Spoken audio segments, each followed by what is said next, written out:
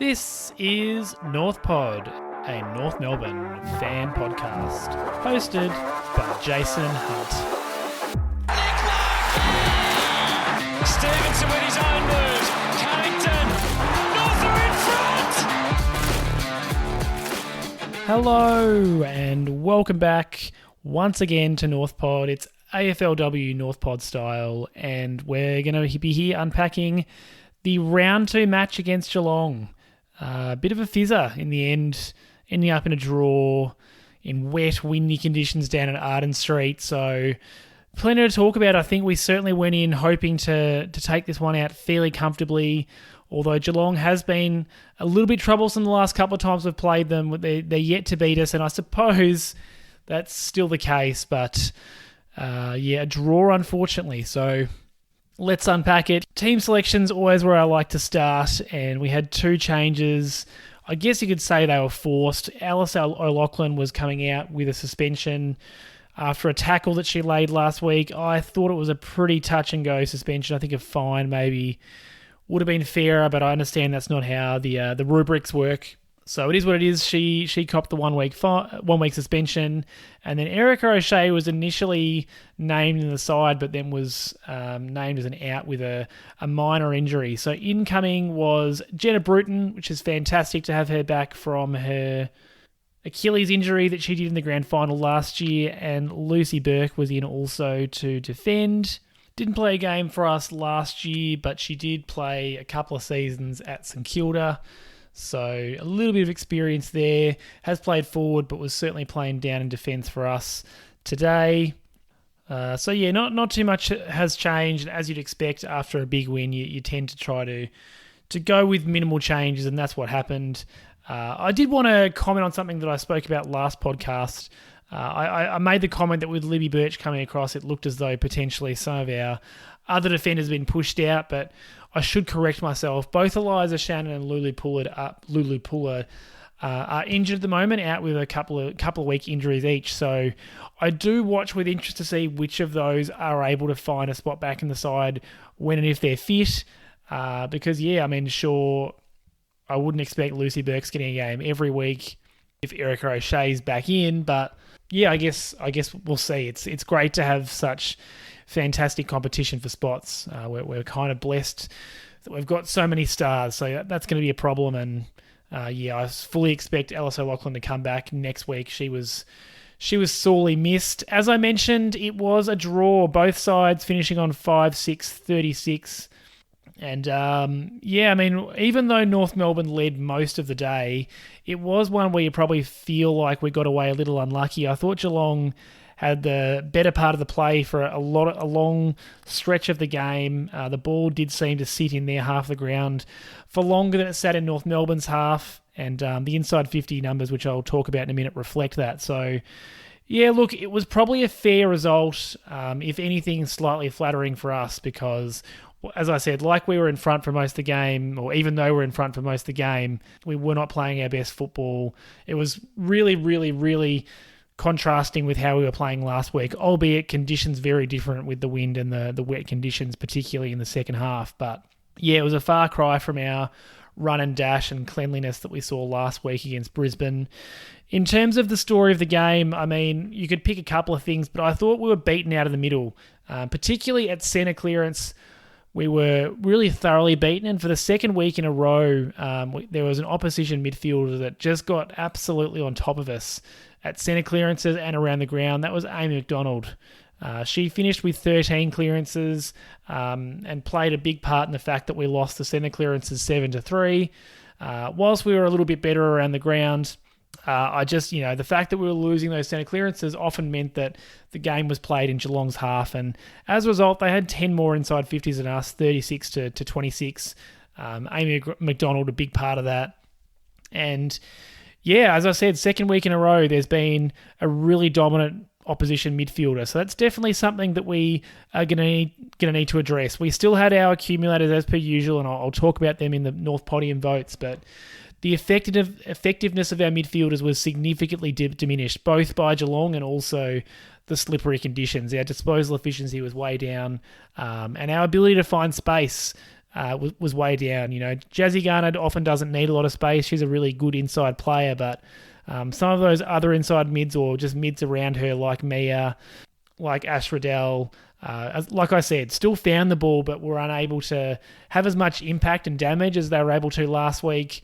I just think we're going to need to look at a more defensive look at centre clearances in the next couple of weeks, or maybe find a better connection between King and Rennie with the mids, because we won the hit outs convincingly again, and we will most weeks. We've got two really good, strong, tall ruckmen, so we're going to find the footy first, but that's got to mean that we're getting it down to the advantage of our mids more often than not. And whilst we came out just on top with the clearances overall, with the way it was starting in the middle and heading towards Geelong, and Amy McDonald just dominating there, I think, we definitely need to look at whether or not we deploy one of those mids in a more defensive role, or we shake up the way we're setting up. I'm not too sure, but it's not working as well as it should be, given how star-studded our midfield is. We should be dominating more than we are. That was, like I said, partially due to Geelong and the way that they were playing, but I think also in small part due to the conditions, because as the game went on, it did get wetter, and you could see the skills get a little bit sloppier based on that ball, sort of, becoming a bit like a bar of soap. Let's have a look at the North Podium. If you are new here, this is the 5 stars for the game. It's the 4 best North Melbourne players and the best opposition player. The North Melbourne players get a 4-3-2-1 vote, and that goes towards the North Podium, upon which someone will be standing on top at the end of the season. Tougher game than last week to do the votes, because no one had a flawless game. Jazzy Garner, I've given the 4. She had 33 disposals, 9 tackles, 7 clearances, a goal assist, 5 inside 50s, 20 contested possessions. So found plenty of the footy, and particularly early and late found a lot of it. She wasn't quite as busy in the middle part of the game, but early in the fourth quarter, I think she really was winning a couple of clearances and absolutely trying to get us on top. And she started like a house on fire. So, as dominant as you would expect her to be. Unfortunately, like many of her teammates, not as effective with the ball, 58% disposal efficiency, so wasted a little bit. We know that she's not always going to be a high effectiveness number just because of where she's getting the ball and often what she's being asked to do with it, but 58% is too low. It looked to me as though Georgie Prasparkas sort of ran with her a little bit at times, particularly after her busy start, so I think it was great that Jazzy was able to break that tag, or at least partial run with roll, and still have a lot of impact on the game. Prasparkas really had a much quieter outing than you would expect, and I suppose she could afford to when McDonald was doing what she was doing. But I think not a flawless game from Jazzy, but filled the stats sheet and tried her best, and also had a really important smother towards the end of the game that just snuffed out any chance for Geelong to potentially get a score and get the win. So an impressive, if flawed, game from Jazzy Garner. Pretty similar with my number 3, and that's Ash Riddell. So they've just swapped spots from last week, but Riddell had 30 touches, kicked a goal, 3 marks, 4 tackles, 3 clearances, 7 score involvements, and similarly 57% disposal effectiveness. So the two of them found plenty of the footy but weren't as effective as you'd like them to be. Her goal was really classy. She's good for a goal a game, Ash, and like I said, was not quite as clean as you'd like her to be, but still did a lot of the things that she does in close, was pretty good at picking it up, found some space in tight where it's hard to find, and her and the other North Melbourne mids had some good connections at times, but you just like her to be a little bit cleaner. The number 2 I've given to Libby Birch, and I think in that similar vein, not a perfect game. She had 15 disposals, 9 intercepts, 5 marks, 60% disposal effectiveness, so similarly low, but I thought, she intercepted well enough, had the equal most intercepts for the game, had a goal-saving, crunching tackle, which, is fantastic, and showed the fact that even though she's not a massive frame, she's got that capacity to lay a big tackle, and I thought that she was reading the ball off the Geelong players' boots really well, reading the ball with it swirling around in the wind. So, she played that part well. She had a couple of good kicks, but was also a little bit shorty with her disposal at times as well. So, still to me looks a little bit hampered. I haven't seen much of her playing for the Dogs or for Melbourne, so I'm not exactly sure how mobile she was before this knee injury. To me, it looks as though she really struggles or just refuses kind of to change direction and change pace. Maybe that's just who she is, but I get the sense that she's still a little bit hampered by that knee. So I do hope that over the coming weeks it loosens up a little bit and she gets a little bit more agility back in her game, but it's certainly not stopping her from reading the footy. And then one vote, Emma Kearney, 29 disposals, 3 marks, 3 tackles, 3 inside 50s. Better disposal effectiveness, 76%, so was at least able to get it to a contest rather than turning it over most of the time. And had a lot of drive and carry off halfback, 628 metres gained. So just did what she does. Found the footy, drove it forward, and in those conditions in particular, you need your halfbacks to be giving you that rebound. So, again, not a perfect game. She had a couple of silly mistakes, including giving out the hand pass to the Geelong player Bowen, who snapped the goal that at that point put them in front. No, or at least equaled the scoring. The game-losing goal for us, if you will. Like all of our players, no, not a perfect game, not a great game, and we were lucky, like I said, to come away with the 2 points. But great to have our better players in some relatively good form in the early part of the year. In terms of any other players for an honourable mention, I thought Ruby Tripodi was pretty clean off in the half-back and in the midfield. She seemed to split her time and didn't accumulate as much as the others, but when she was around the footy, did a great job. Mia King didn't have as much of the footy, but had 13 tackles and was really strong around the contest, so they were also pretty good. In terms of the best opposition player, I've already mentioned Amy McDonald a fair bit. 27 disposals, 13 clearances, 5 tackles, 5 inside 50 was definitely their best midfielder and their most prolific ball winner. And got the ball forward into Geelong's half really often. I also thought Claudia Gunjaka was really, really good in defence. 11 disposals, 3 tackles, 2 contested marks, and 9 intercepts. Did a really big job keeping Emma King and Talia Randall pretty quiet. So she's probably more so the most damaging, whilst McDonald was a really fantastic accumulator and got the ball moving Geelong's way. I thought Njaka was really crucial in making sure that our tools weren't able to get too involved in the game, and she really repelled a lot of our good forward ball movement. Even though we'd stuff it up 3 or 4 times going forward, then we'd get a good kick to half forward, and Gunjaka was often out-bodying or out-positioning our tools. So, yeah, I thought she was super damaging, and either of those two could probably be best on for the Cats. Obviously earlier in the season, so it's not a lot to talk about in the votes here, but as it stands, I've got 3 two-way ties. For first, Garner and Riddell both on 7 votes. For second or third, depending on how you want to look at it, Birch and O'Loughlin, and then they're both on 2 votes, and then Randall and Kearney have 1 vote each. So that's what the North podium looks like right now. You could either say they're all sharing a podium spot, or you could, say that Garner or Riddell are equal first and Birch and O'Loughlin are equal third, however you'd like to look at it. That's how it's looking early in the year. I would just like to do a quick call out to my North Melbourne people. If you're a new listener following the AFLW, please give me a follow on social media at NorthPod Show, X, Twitter, Instagram, Facebook, all those places, and please subscribe on your chosen podcast service. If you would like to give me some extra support for the show, you can find a link to my Buy Me a Coffee in the show notes. Any support is much appreciated. It's not an expectation, but does keep the show going, and I really appreciate the support of everyone. It's been a big year for North Melbourne podcasting, and hopefully NorthPod can continue long into the future. So we'll just take a quick look at some of the positives and negatives from the game. I do try and keep it a little bit tighter here. Got a couple of negatives to start off with, and I sort of alluded to it earlier. I don't think that we adjusted to the conditions very well. Particularly late, we were pretty sloppy and fumbly.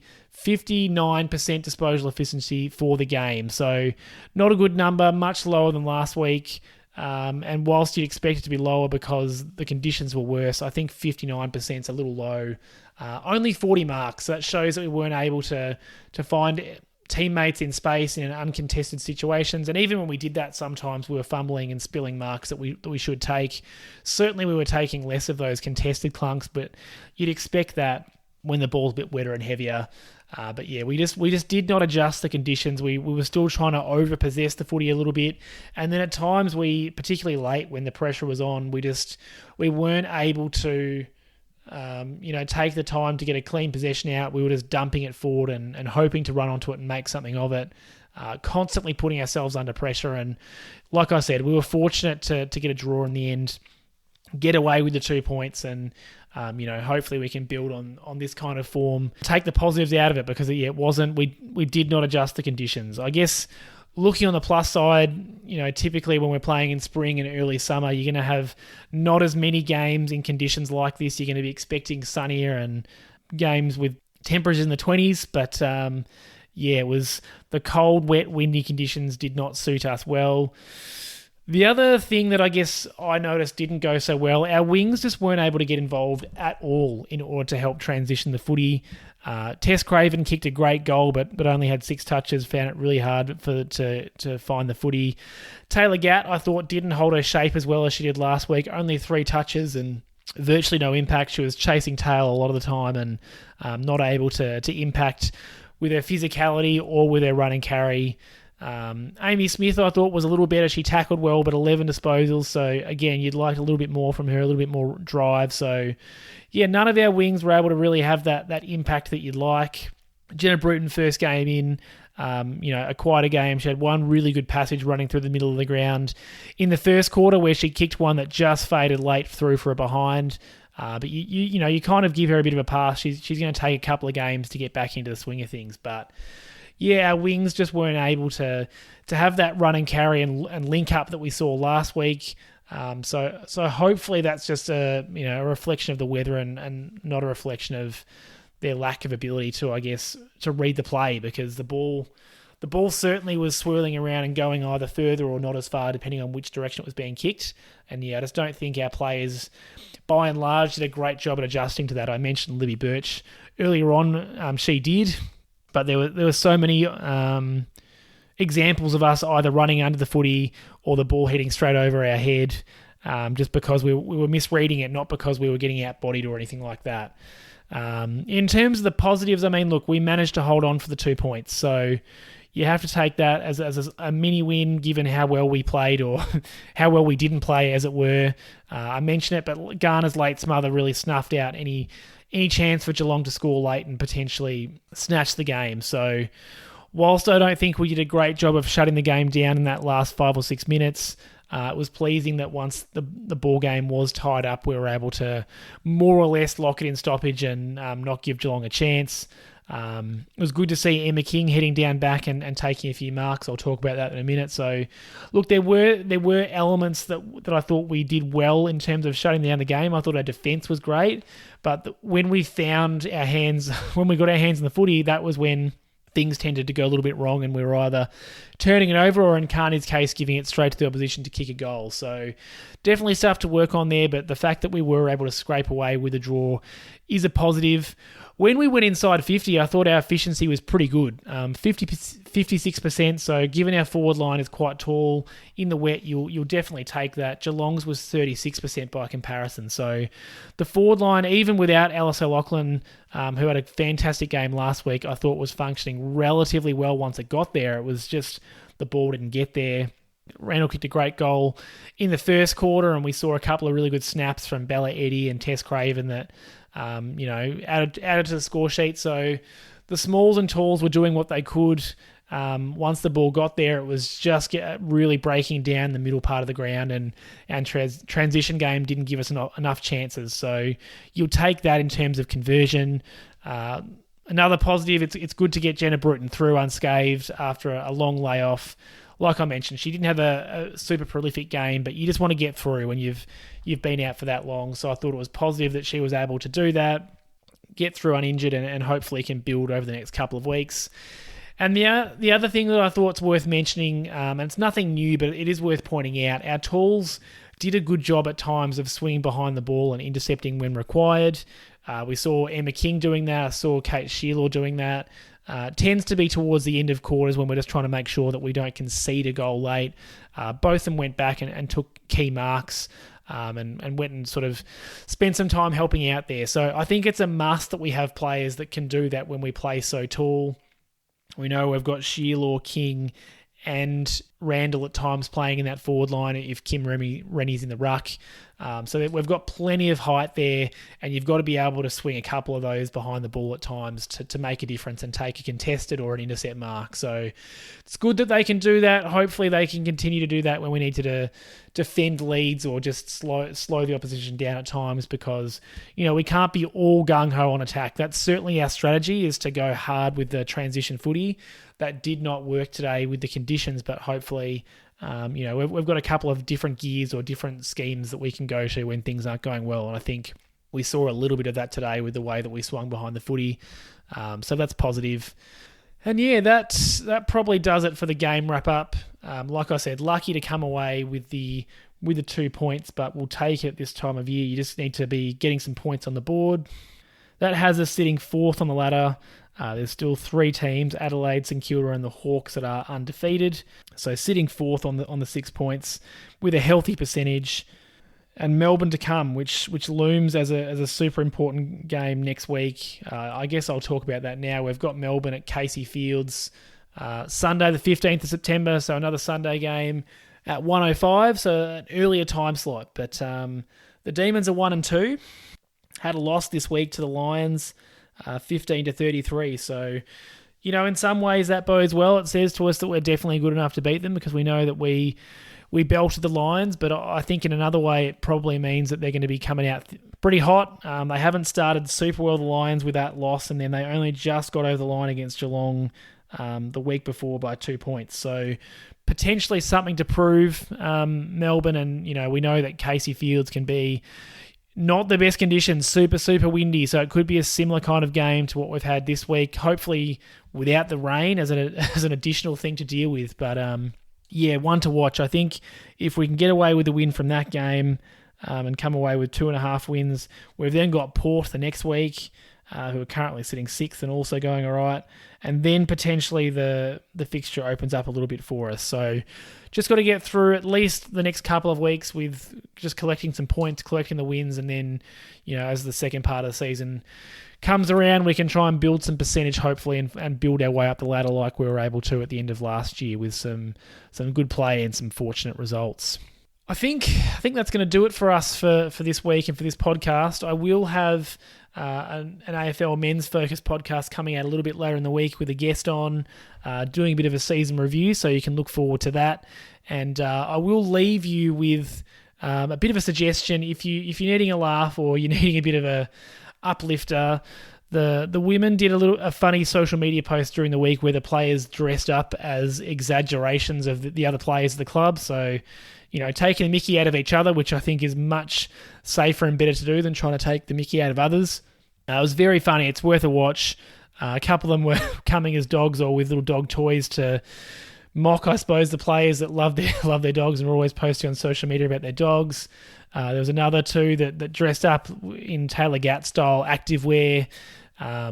Few that were dressed up as cricketers. So there's plenty to like about it. It was just a good, light-hearted kind of midweek thing. So if you're needing a bit of an uplift or a bit of a laugh, I can recommend that. I certainly enjoyed it.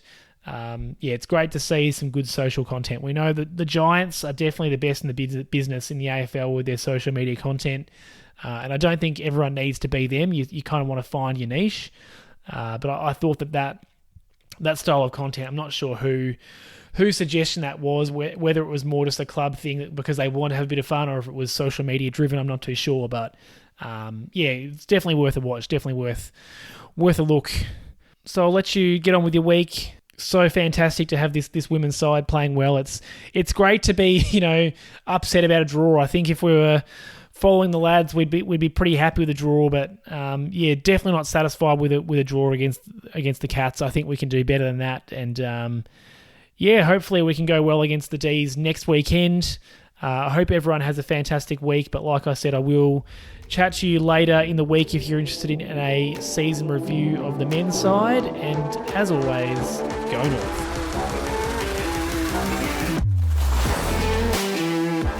Thanks for listening to another episode of North Pod.